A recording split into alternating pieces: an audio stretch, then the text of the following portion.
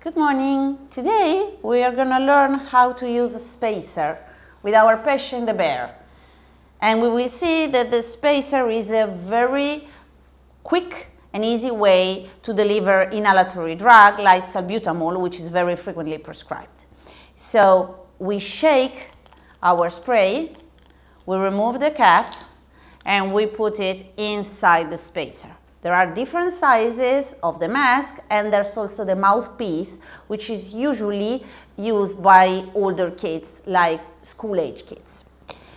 Then we put the mask on the face, on the patient, covering nose and mouth. And we spray.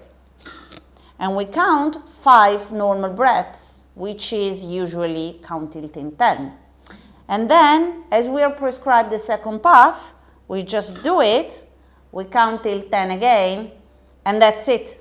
So we see that compared to a nebulizer, it's way easier and way shorter. It is roughly 15 seconds.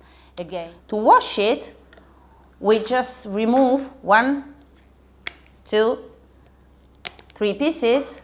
We wash with dishwasher soap, and we let it air dry. Once it's dry, we just put the pieces back. 1, 2, and 3, and this is usually washed once a week, and that's it. Very good.